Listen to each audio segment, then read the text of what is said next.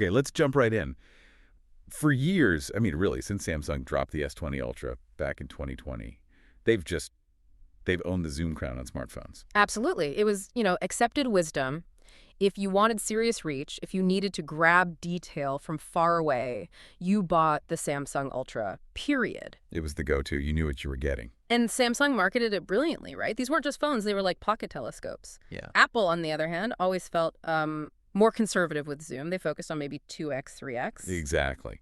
But the big claim we're digging into today, based on the source testing, is pretty wild.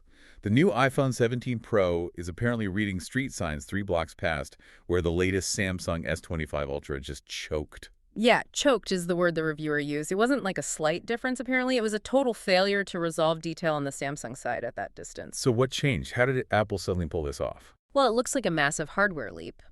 Apple didn't just tweak things. They went for a completely new, dedicated 4x optical periscope lens. And the key, the real game changer, seems to be the sensor behind it. Okay. It's a 48 megapixel sensor, which is, get this, 56% larger than the previous iPhone's telephoto sensor. Whoa, 56%. That's not incremental. Not at all. It's a huge jump in light gathering ability. The source put it nicely. It's the difference between digital voodoo, software guessing, and real honest-to-goodness detail captured by the hardware. Right. Less computational trickery, more actual physics. Exactly. So our mission today is to unpack this testing. We need to figure out if this is a real challenge to Samsung's long reign or if it's just, typical Apple smoke and mirrors. Okay, before we dive into the test results, let's quickly touch on why this even matters to you listening. Zoom on a phone. This is not just a spec. No, it's practical. Think about it. You're never standing right next to the thing you want a picture of. Right. Your kid's on a stage way across the school auditorium, or you're at a concert, stuck in the nosebleeds. Or trying to get a shot of some wildlife without spooking it. Zoom is the difference between capturing that memory clearly and just having a blurry blob.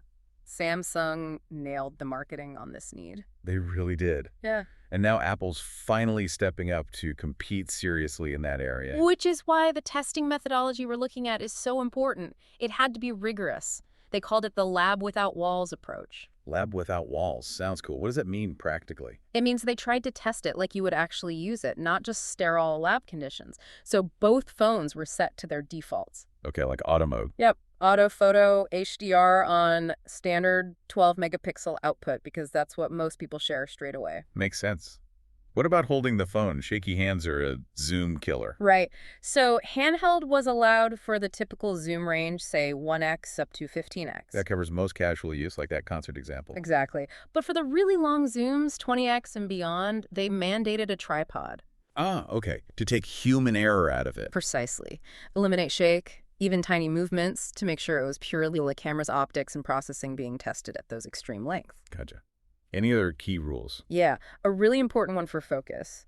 If the phone failed to lock focus after the third tap on the subject, that was counted as a failure for that shot. No excuses. Harsh but fair. And, crucially, only the native camera apps.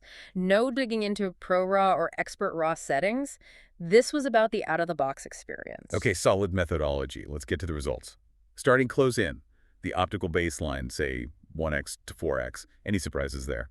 Well, even at 1x, the reviewer noted the different aesthetics. iPhone shots tended to have warmer, maybe more natural-looking whites and skin tones. Which Apple's kind of known for. Right. The Samsung S25 Ultra was described as punchier, higher contrast, almost like a finished photo, or the reviewer said like a graphic novel. Interesting comparison. Still sharp, though.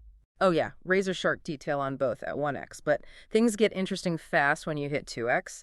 Apple uses something they call 48MP Profusion. Profusion. Break that down for us. What's it doing? So instead of just digitally zooming, it uses the huge 48 megapixel main sensor. It takes a crop from the center of that sensor. Yeah. Because the sensor is so high res, that 2x crop still has a ton of real data, around 12 megapixels worth. So it doesn't look soft or artificially stretched. The reviewer said it still feels optical. Ah, clever. So it's using the main sensor's quality to bridge the gap before the telephoto lens kicks in. Exactly. And that leads us to the 4x crossover point. Here, the iPhone's new dedicated 4x periscope lens snaps into focus really quickly. And Samsung, what's it doing at 4x? Well, the S25 Ultra's main telephoto is optically, it's a 3x lens. So by 4x, it's already past its native optical reach. It's relying on software interpolation to get there. So the iPhone has the optical advantage right at 4x. Definitely. The source says the iPhone images look sharper, more stable, and had truer color at that specific 4x mark because it was using dedicated glass. Okay, so 4x is solid. Mm. But the real test, the place iPhones used to just fall apart, was that mid-range zoom, say 5x to 15x. Right. That was always the Achilles heel. Images would turn to mush. But according to this testing, the 17 Pro has completely conquered that weakness. Oh, is it just the 4x lens or is there more going on? It's leveraging that big 48 MP sensor again. It can do smart crops for different zoom levels, like an optical grade 8x by using a portion of that sensor. It's using better hardware to get results that feel almost like dedicated lenses at multiple steps. So it's not just relying on software stitching from different cameras quite as much. Seems like it. Samsung, at these mid-ranges, is apparently leaning more heavily on fusing data from multiple lenses, and the reviewer found Apple's hardware-centric approach delivered cleaner results here. They use a specific example, right? The water tower test. Yeah, brilliant test. A rusty water tower about a mile away, perfect for seeing how well it resolves fine texture and handles color nuance. So what happened at, say, 10x? The iPhone 17 Pro apparently kept the detail on the rivets, the texture of the rust, really clear and defined. You could see the bumps and flakes. And the S25 Ultra. The reviewer said it smoothed that detail out, quote, like a watercolor painting.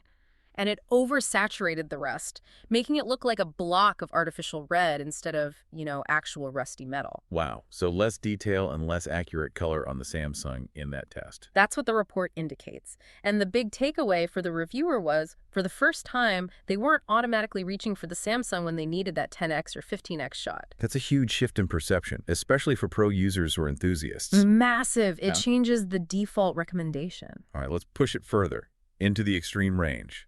Samsung territory, traditionally, we're talking what, 30x, 40x, the monster zoom. Exactly. The test here was intense. Reading a sign on a building about 2,600 feet away, so like half a mile, on a hazy day too. Okay. Setting the bar high. How'd they compare? They pushed the iPhone 17 Pro to its max, which is 40x. Now, Samsung's official clean zoom tops out around 30x, though it can go further with more processing, so for a fair fight. They had to adjust. Yeah, they took the Samsung's 30x shot and digitally cropped it to match the same field of view as the iPhone's 40x shot, level playing field. Okay, so 40x, that's deep into digital zoom for both, right? How could the iPhone possibly win here if Samsung has the longer optical reach to start with? Is it just better processing? It seems to be a combination. The theory is that because the iPhone's 4x periscope sensor is so much larger and gathers more light cleanly to begin with, the starting image, even when digitally zooming, is just cleaner, less noisy. So Apple's software, the photonic engine, has a better baseline image to work with. That seems to be the key. The photonic engine, which is Apple's whole image processing pipeline, handles noise reduction, exposure fusion, contrast, all that stuff. Right. If the hardware feeds it a noisy, messy signal because the sensor is small or struggling, the software can only do so much polishing. Garbage in, garbage out, to some extent. Makes sense. So what did that mean for reading the sign at 40x? Shockingly, the text on the iPhone shot was described as surprisingly legible. You could actually make out the words parking 15 mine only, and there were very few artifacts like weird halos around the letters. Wow, at 40x. That's impressive. And there was a tiny American flag in the background too. On the iPhone, the stars were apparently crisp, distinct points. Okay, and the Ultra at the equivalent zoom. The letters reportedly bled into the background looking fuzzy. The sky noise was described not as fine grain, but like messy sand art. And that flag. It showed an unfortunate orange fringe around the fabric folds, likely chromatic aberration that the software couldn't fully correct. So even at extreme digital zoom, the better starting hardware gave the iPhone the edge. That's the conclusion from this test, yeah. What about when the lights go down? Low light zoom is always tough. Super tough. They used an example of a menu high up on a lamppost, maybe 25 feet away, lit only by the streetlight itself. Classic nighttime challenge. And here, that 56% larger periscope sensor on the iPhone really seemed to pay off. The Samsung tried to compensate by using a longer night mode exposure, about 3 seconds. Making it brighter. Yeah, it brightened the scene significantly, but the downside was that the longer exposure smeared all the small text on the menu. It became unreadable mush. And the iPhone. Apple used a shorter 2-second exposure. The scene wasn't quite as artificially bright, but it held onto detail much better. Less glow, less noise, and crucially, you could actually read the text on the menu, even at 20x zoom. The reviewer said it was barely, but it existed. So Apple prioritized detail retention over just cranking up the brightness. Exactly, a different philosophy enabled by the better sensor performance in low light. Okay, let's shift gears slightly. Beyond stills, what about video, especially zoom video? Yeah, this is a big one. They tested 4K video at 30 frames per second while zooming. Stability is key here. Totally. Jittery zoom footage is unusable. Right. So at 10x zoom, when the reviewer panned the camera, the Samsung footage apparently started to show some jitter. The stabilization seemed to struggle. And the iPhone. It stayed buttery smooth, according to the source. They mention it uses a sophisticated stabilization algorithm, almost like its action mode, but built into the telephoto system. It just absorbed the movement better. What about pushing the zoom further in video? That's where a bigger problem emerged for the Samsung at 20x. It started to focus hunt. Oh, that pulsing in and out of focus drives me crazy. Exactly. Constantly trying to reacquire focus makes the footage look amateurish and distracting. The iPhone, meanwhile, reportedly locked focus and just held it. Rock solid. That's a huge practical difference for anyone shooting video. Massive. Plus, for the more pro users, the iPhone offers ProRes video recording, even using the telephoto lens. More flexibility in editing. And wasn't there something about audio, too? Good point. Yes, the source mentioned the new mesh screen microphones on the iPhone 17 Pro series. In outdoor video tests, they apparently did a much better job reducing wind noise. Ah, so cleaner audio to go with the smoother video? Nice little bonus. Definitely adds to the overall quality. Let's talk about portrait mode. That's huge for social media, for creators. Any changes there? A subtle but powerful win for the iPhone here. Samsung's portrait mode typically maxes out at 3x zoom. Right. Apple, using its new 4x telephoto, extends portrait mode capability all the way to 4x. What does that let you do? It gives you more background compression, that really professional look where the background is nicely blurred and the subject pops. You can get that effect from slightly further away, which is often more flattering for headshots. More separation between subject and background. Yeah. And how's the quality of the cutout? Reportedly better on the iPhone, especially with tricky subjects like curly hair. The edge detection was cleaner, less of that weird halo blur. And again, the warmer, more natural skin tones were noted as an Apple advantage. Okay, one more zoom feature. This one sounds intriguing. The stealth zoom on the front camera. Yeah, this is clever engineering. Apple put a new 18-megapixel sensor in the front camera, part of their center stage system. 18 megapixels. Most selfie cams are 12. Exactly. Because it's high resolution, you can do a 2x digital crop on your selfie, and you still end up with a 12-megapixel image full of detail. So you can zoom in on your face without it turning into a blurry mess. Precisely. You get sharp eyelashes, fine details, even when cropped in. If you try a 2x crop on the Samsung's 12-megapixel selfie cam, Perhaps. the quality drops significantly down to something like 3 megapixels. That's why zoomed-in selfies on many phones look soft. Apple's giving you way more flexibility, even on the front. Okay, lots of wins for the iPhone in specific tests. But what about the big picture? Like sustained performance, all this processing must generate heat. Absolutely. Heat is the enemy of performance. They did a brutal test, recording video continuously at 10x zoom for a full hour. An hour. Okay, that's a stress test. What were the results? In terms of just battery drain, it was fairly close. The iPhone drops 19%, the Samsung dropped 23%. Not a huge gap. But that's not the whole story, is it? Not at all. The crucial difference was throttling due to heat. Did one phone handle it better? Significantly better. The Samsung reportedly throttled its video quality down from 4K to 1080p after only 15 minutes to manage the heat. 15 minutes. So if you're recording something important, like a performance or event. Yeah, a quarter of an hour in, your video quality suddenly takes a nosedive. That's not ideal. Yeah, about the iPhone. It maintained the full 4K 30 fps quality for the entire hour, no throttling detected. That consistent, reliable performance under load is a massive advantage. Okay, so after digging through all this testing, the water tower, the street sign, the video test, the heat test, what's the final verdict? If someone's buying a top-tier phone in 2025, mainly for the camera zoom, who wins? Well, it seems pretty clear-cut based on this deep dive.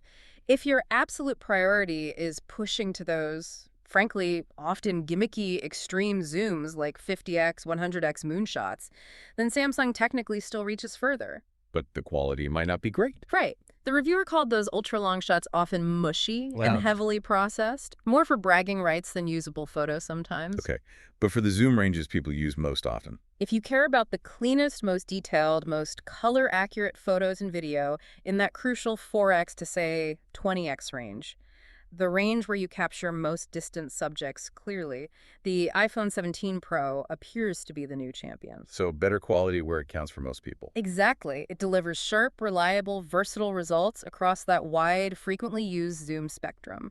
The usability and consistency seem to be its winning factors. So the really shocking conclusion here is that the iPhone 17 Pro didn't just catch up. According to this analysis, it out-resolved the Ultra at every sane zoom level, and it even held its own, surprisingly, at that borderline unreasonable 40x edge. Yeah, the hardware leap with that bigger sensor and dedicated 4x lens seems totally legit. It feels like the mobile zoom landscape has genuinely shifted. A big win for Apple in an area Samsung dominated for half a decade. It certainly seems that way. Now, the immediate fight is clearly between these two, but interestingly, the source material does mention Google.